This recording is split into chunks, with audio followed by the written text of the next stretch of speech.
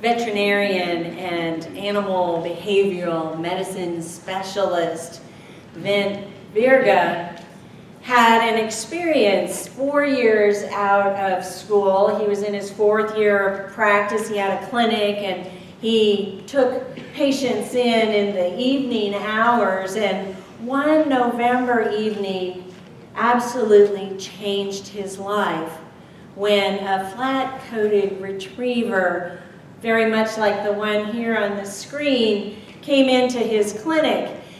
The dog had been hit by a speeding truck right in front of his doorway, and he was 2 years old. His name was Pongo, and the vet had done everything he medically could. He used every skill he had ever been trained to do. He had treated that dog for several hours, and instead of getting better, the vital signs of the dog continued to ebb and ebb and ebb. In frustration and actually exhaustion because of the onslaught of patients that he had to treat that night, finally he put Pongo down on a blanket and laid down next to him, thinking, I'll just whisper sweet words to him as he leaves this earthly plane, and he put his arm around him. And within 1 hour, Pongo had fully recovered, both physically and spiritually. He was his old self again. And this event changed that veterinarian.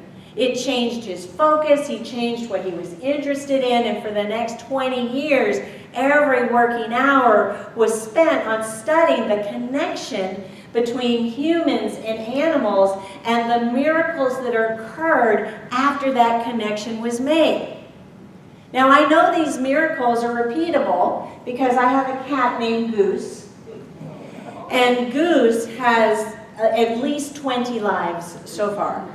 I kid you not. Before I met Nikki, he was Nikki's cat, and he was getting ready to jump up on Nikki's lap. She was there working on her computer, and she's like, oh no, I don't want him on the computer. So she goes to move the computer, and he hits her arm. She said she doesn't know how he did it. He did about 3 somersaults in the air, rolled several times on the floor, scooted under the end table, and broke his leg. Shattered it, had to have surgery with pins and all kinds of things. 6 weeks later, he gets the cast off, and the night of the day he gets the cast off, he breaks it again. Okay, so that's at least 2 lives. Now, when Carl Smith, or another one of her cats, died, Goose decided not to eat anymore. He just wasn't hungry, so she takes him to the vet. You know, thousands of dollars in miracles in the cat. She takes him to the vet, and the vet's like, well, he has a growth here on his neck, and maybe he's not able to swallow anymore, so do you want a feeding tube? And you know how people, when they have strokes, you know people when they have strokes, they get the feeding tube. So Nikki is now feeding this cat every day through the tube until one day the cat decides it wants to eat again. So then the cat's healthy. Nikki and I get together, and we decide to move to Connecticut. And the year before we moved to Connecticut, Goose starts to put on weight. And he puts on weight, and he puts on weight, and he puts on weight. Like hefty was an understatement for this beast that was becoming. And then he was super lethargic. Like he didn't want to do anything. He would eat. He would kind of eat like there, and then he'd lay right next to his bowl, and he'd wake up and he'd eat again. So we thought he was going to die. And we said, here, oh Goose, you know, we'd hold him, we love you, thank you for your service, and it's okay. If you need to go, you can go. You know, that cat got better. We had to get health certificates for them to fly on the airlines, and that cat, the vet was like, this cat's healthy, what are you talking about? So we fly the cats there, and when Nikki and I got to cargo in Connecticut, Murphy and Goose had flown in cargo, and the other 2 were with us in the cabin, and both of their eyes were like this big. Now, ever since Goose had that thing on his neck, he wasn't able to make a sound, so he'd meow, but he'd be like. But here was this cat with his eyes this big, and he was yowling and howling and wow, wow, wow. And I'm not a personal, professional pet communicator. You know this because I'm a minister. But that cat, I know he was saying, whatever I did, whatever you think I did, I will never do it again. But Connecticut did not agree with Goose. He was allergic to winter or something around the winter because he took all his hair off and he went from 20 pounds to 6 pounds, and we held him and we told him we loved him, and if it was his time to go, then we would let him go. And the vet said all you have to do is change his diet, and sure enough, by spring he had his hair and he had his weight back. Next winter, if you gotta go, we love you. And we started letting him sleep in the bed with us. Oh my gosh, he sleeps right between us, really long. And anyway, that was like life number 15. So now it's 2015, May, and we're getting ready to move down here. And one of our 2 cars doesn't have air conditioning, which in Connecticut was not a big deal. Because in Connecticut, I think we had 2 warm days in the 2 years that I lived there. And you know my perspective, right? I mean, maybe they had 10 by their standards, but by my standards, there were just 2. So no air conditioning. I'm driving the car that has no air conditioning. I got Goose on the seat next to me in the carrier, Murphy on the floor. And Nikki and I had this agreement that when we got on the turnpike, the New Jersey Turnpike, we would stop at the first rest station and just check in with each other. So about the time I'm going over the Tappan Zee Bridge, I'm looking at this cat, and his tongue has started to hang out. So like there's a little bit of tongue, and he's panting, and I'm thinking, hey, there's a bowl of water in your carrier, you should drink it. And I rolled down one window because it was almost 80. And then by the time we got to the entrance of the turnpike, it was almost 90, and I have both windows down, and there's this huge traffic jam. So we finally get to the Vince Lombardi rest stop, and I'm whipping open the car because his tongue, I didn't know cats had such long tongues. I mean, I'm going to honestly say it was like this long. And in his head was lolling at that point. I'm thinking, if you gotta go, go. You've had a good life, but don't you dare die on my watch. Don't you dare die on my watch. And I whipped him out of the car, and I went running in with Nikki to the air-conditioned space that says no pets allowed. And he got better. So these miraculous miracles are repeatable, and Goose is proof. Now, what Vint Virga did was he ended up writing a book after his 20 years of research. He worked with wolves and whales, he worked with leopards, he worked with dogs, he worked with cats, he worked with mice, he worked with all these animals, and he wrote a book that's called The Soul of All Living Creatures, What Animals Can Teach Us About Being Human. Now, it makes sense because he's a vet, and he's a behavioral specialist, that he could write a book like that. For my birthday, Vicki Hayes, Vicki who sits right here in choir, gave me this book called Guardians of Being. The words are by Eckhart Tolle. And the artwork is by Patrick McDonald. And you may not recognize his name, but I think you'll recognize his artwork. Amazing lessons. The subtitle is Spiritual Teachings from Our Dogs and Cats. So how many people are dog people? And how many people are cat people? And how many people are ambidextrous? You might be a fish person or burgers, now I don't know. But anyway, the book starts out like this.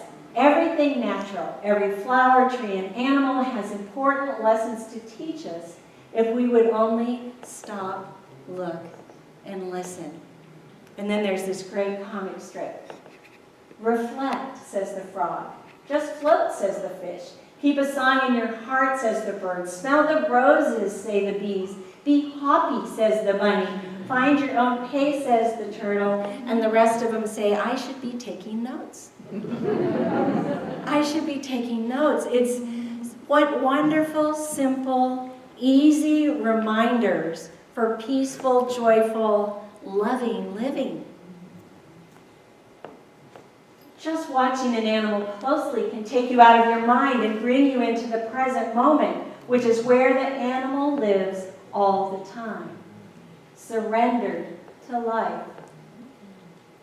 The vital function that pets fulfill in this world hasn't been fully recognized. They keep millions of people sane. And the dog is saying, heal. H-E-A-L, heal. Imagine having a being in your life that reminds you that health, perfect health, is your birthright. Heal. Heal. They have become guardians of being. Most of us live in a world of mental abstraction, conceptualization, and image making, a world of thought. We are immersed in a continuous stream of mental noise. It seems that we can't stop thinking. Anybody in that camp? Amen. Okay, here's the invitation. I was thinking of all my problems. I was thinking of all the pain of the past, and I was thinking of all the uncertainty of the future, and I was thinking, poor me, my sad life. Not that anybody in here ever talks like this, but we know people who do. And then I was thinking how little time there is, and I'm really thinking it's all just hopeless. What can I do? And together the wisdom says, stop thinking. It takes practice to stop thinking. I mean, have you ever tried it or maybe that you can remember the first time you tried to stop thinking? Like, stop thinking. Stop thinking. I might as well stop breathing. I might as well stop, But there's a practice. Some cats and dogs, we think they're sleeping, but they're really meditating. They practice it all the time. Just as the dog loves to chew bones, the human mind loves its problems. Think about a squeaky toy. Squeak, squeak, squeak, squeak, squeak, squeak, squeak. Who has ever stayed up late at night thinking about all our problems? Squeak, squeak, squeak, squeak, squeak. That's what it's like. It's so irritating. And this is why it says fun for the whole family. Fun, fun, fun. I have lived with many Zen masters, all of them cats. So I say, let's all say together, I behold the cat in me. I behold the cat in me. And for the dog lovers, every being is a spark of the divine or God. Look into the eyes of the dog and sense that innermost core.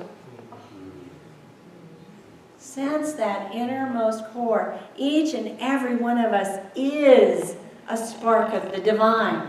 I behold the dog in me. Together, I behold the dog in me.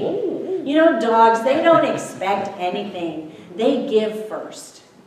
They give first. They give their love. They wag their tail. If they get a pat, that's a bonus. They just give and love and express their divinity unconditionally, ever present. Dogs in the Bible, they get a bum rap. And when you think historically or culturally, at the time, in that area, a domesticated dog was not considered of value. So in Scripture, dogs, they really aren't painted in a very good light. And cats are not mentioned at all. No comment.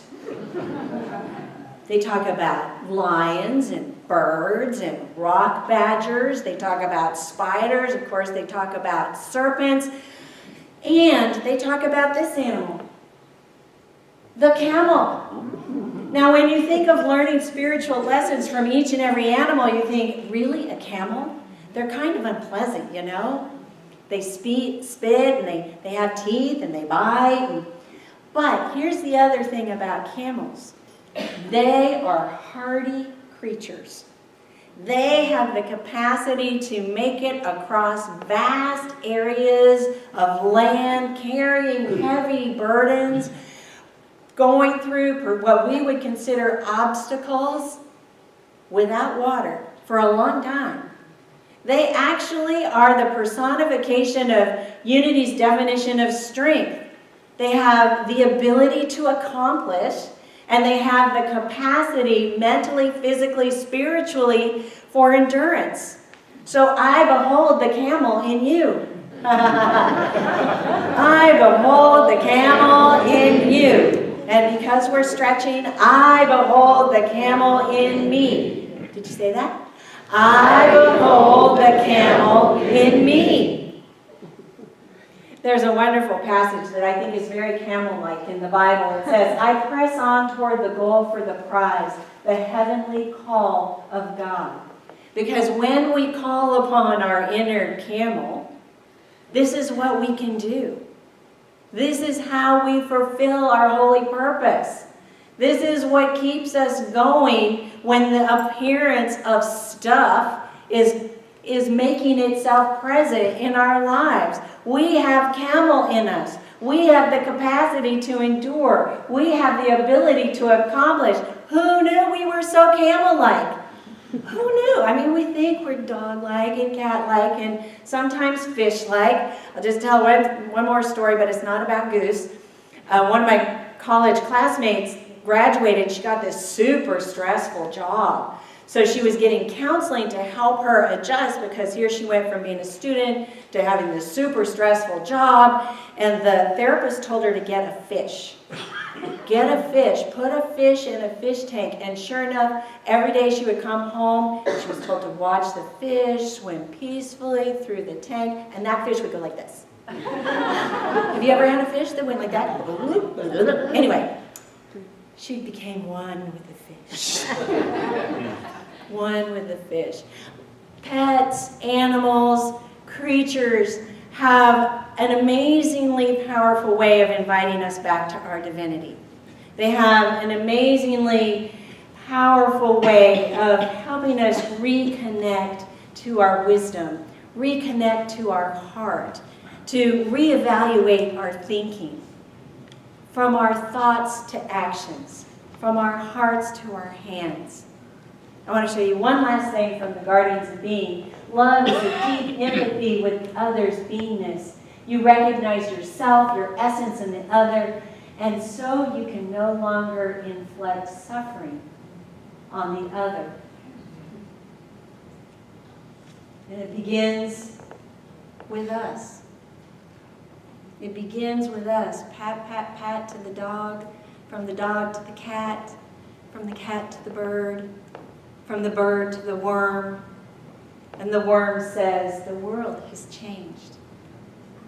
I was brushing my teeth the other night, and Nikki's listening to a YouTube in the other room. I don't even know who it was, but this is what I heard that woman say. We can change the world, but first we have to change people. We have to change people. And the best way I know how to change people out there is by changing myself. When I think different thoughts and take different action, when my heart beats to a different drum and my hands make a different choice, that's how change begins in the world. These are wonderful lessons from scales, from furries, from all kinds of creatures. But we're on this journey together.